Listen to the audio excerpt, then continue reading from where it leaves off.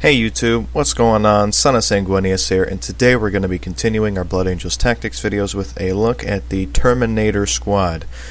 Alright, so, starting with their stat and breakdown, they come in at 200 points.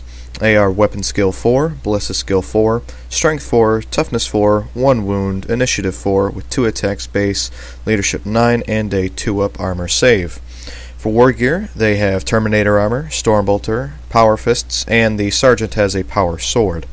For Special Rules, they have And They Shall Know No Fear, Combat Squads, and Furious Charge. For options, you may include up to 5 additional Terminators for 40 points per model. Any model may replace his Power Fist with a Chain Fist for 5 points per model.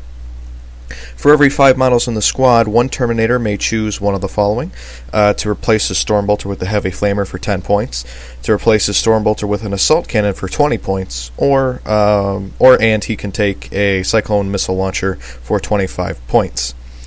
Furthermore, the unit may select a Land Raider Crusader, or a Land Raider Redeemer as a dedicated transport. So, Terminators. Some people love them, some people hate them. I know that there's a lot of debate as to whether or not Terminator squads are actually worth their points.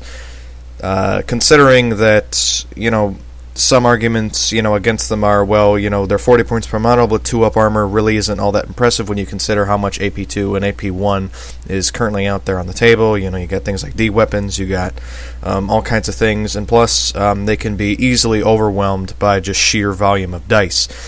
And that is very, very true. There has been sort of an increase in, AP2, AP1 stuff out there on the tabletop. Vehicles aren't as powerful as they were in, say, 5th or 6th edition. You look at, a lot of the most common, marine builds or whatever. Everyone's running plasma or grav or something like that. You got chaos. They have, melta and plasma too. You got Eldar shenanigans and yada yada yada yada yada. All that being said, though, I still like Terminators, and the reason why is because, applied correctly, they can prove to be a very stubborn anchor point on the tabletop. So, taking it all back here to their stat line, unfortunately for Blood Angels, they're still overcosted compared to their Space Marine predecessors. If you guys don't know, in the 7th edition Space Marine Codex, Terminators were dropped down to 175 points. Blood Angels are still at 200, and they weren't updated with Angel's Blade, weren't updated with Shield of Baal Exterminatus, they weren't updated at all. Nothing in the FAQ, nothing in the errata. We're still screwed on that front. Yeah, we do have Furious Charge, but Furious Charge on Terminators is not worth 25 freaking points. But be that as it may, a couple of things to sort of talk about here when discussing Terminators. First thing is their standard weapon, the Stormbolter. Unlike the regular bolter, the Stormbolter is equally effective at long or short range. And what I mean by that is, unlike the bolt gun, which has a max range of 24 inches, but to really make the best use of it, you really have to be within 12 because it's rapid fire. So if you want to get the most out of your weapon, you would have to be within 12 inches or less to really, roll the most dice as possible. With Stormbolters, you do not have that limitation. It fires 2 shots regardless of whether you're below 12 inches or above 12 inches. So sort of segueing that into the next thing is, okay, well, what can they be upgraded with? So they're equally effective at long or short range. Well, that really comes down to the 3 things that you can give them. The Assault Cannon, obviously for range, Strength 6, AP 4, I believe it's Heavy 4 Rending. Assault Cannon is great for that sort of long range shooting. Additionally, you could give them a Heavy Flamer. This is good for close combat, Strength 5, AP 4 template. You're going to be, melting through your opponent's Imperial Guard squads, cultists. You can do decent work on other Space Marines if you, get the shot lined up correctly. So yeah, Heavy Flamer is good for close combat. Assault Cannon, good for range. Big whoop. The other thing too is the Whirlwind Missile Launcher can actually be used quite well against vehicles or against mobs of infantry. So you can basically give one of your Terminators a whirlwind missile launcher, and hey, that can be pretty good. And it's for every 5 models in the squad. So if you run, a 10-man Terminator squad, I don't know many people that do, simply because it's, a 400 plus point, unit, running around the table. That's certainly, an option, and you can, just sort of stack those up and lay down some crippling firepower. Moving on, how do we best, use Terminators? If it's just, a basic Terminator squad, not the assault Terminators, they will have their own separate video. I tend to see Terminators as, like I said, a fairly stubborn anchor point that you can just sort of deep strike onto the tabletop. Now, I'm not suggesting that you deep strike your Terminators, in front of your opponent's army and be like, make a 300 last stand, hey, come and get me. Although that is something that I think thematically is appropriate, and something that Blood Angels are certainly not shy of doing. But comparing them to something like Scouts, for example, with Scouts, you really don't want to put them close to enemy units. You really just sort of want to infiltrate Scouts on distant objectives that nobody has. Whereas Terminator squads, you kind of want to deep strike them, not necessarily in the heart of your opponent's force, although if you did it in bulk, you could probably that could probably be an effective tactic.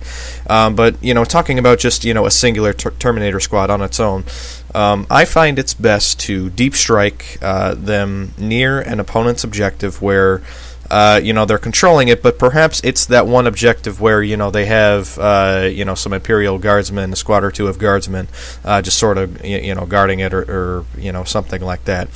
Deep strike them in.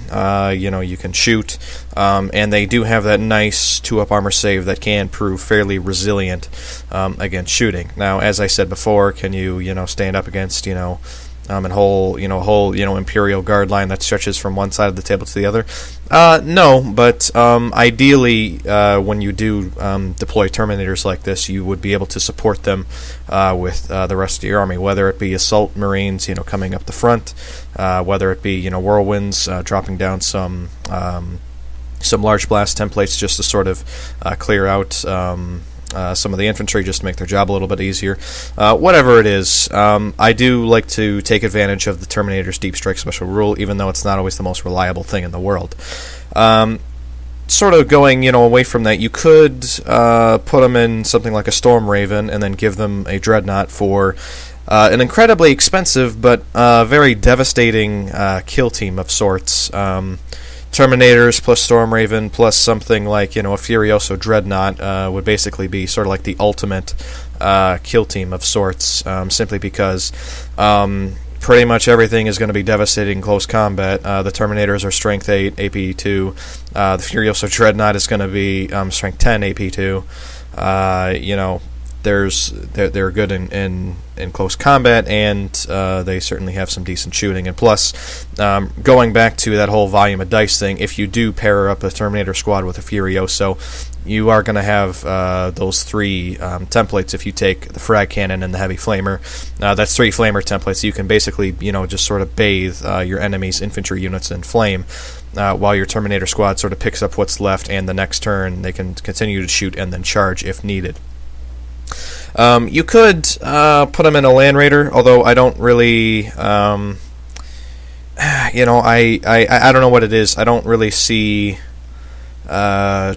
Terminators best used that way. And this is one of my just my personal opinion here. So if you have a differing opinion, feel free to leave it down in the comments below. But for me, while Land Raiders are certainly, they are the most reliable transport there, I tend to stay away from Land Raiders as far as like normal Terminator squads go, just because if I wanted them to be, let's say, farther up the table, why not put them in a Storm Raven, or why not just simply deep strike them?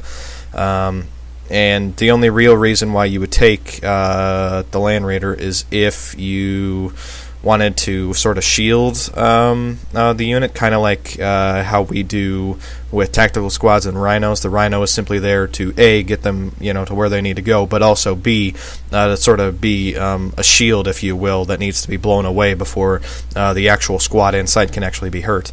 Not that land raiders are just useless transports. They're awesome as far as that, but again, going back to like the Storm Raven, Dreadnought with a Terminator Squad, you can definitely sink in a lot of points into there, to the point where it's not only somewhat situational, but also there's not necessarily a guarantee that you're going to necessarily get a good return for how many points that you put in. And ultimately, no matter what you put them in, if you throw them, against your opponent's entire army, the end result is probably not going to be very good. So, as far as the way I see how to use Terminator squads, considering that they're both equally good at range or close range, it really doesn't matter. I could definitely see them using them, having them, sort of in the back, keeping a distant objective with their storm bolters and an assault cannon and a whirlwind missile launcher. Or I'm sorry, not a whirlwind. The is it a whirlwind? Hang on, I gotta check this real quick. Oh, goodness gracious, you would think no, it's a cyclone missile launcher. That's it, cyclone missile launcher. All right. Cyclone missile launcher, everyone. Here on Son of Sanguinius, we get our weapons right all the time. So anyway, I can definitely see using a cyclone missile launcher with an assault cannon and all those storm bolter shots from a distance, laying in and sort of picking off targets as they get close. Additionally, I can also see deep striking onto your opponent's objectives. You probably don't want to deep strike them right on top of their fortress, but suppose they have one or two troop choices, or maybe like another elite unit that's currently holding the objective. You can definitely deep strike the Terminators in there and sort of provide fire and give your opponent a headache to deal with. So anyway, ladies and gentlemen, that's all I got for Terminator squads.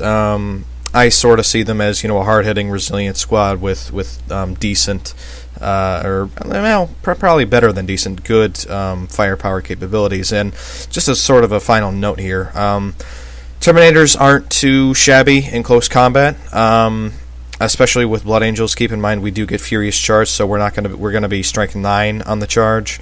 And the Sergeant with his power sword is not going to be unwieldy, so if we charge with him, the Sergeant will be at Initiative 5, Strength 5 with his power sword, which is not too shabby either.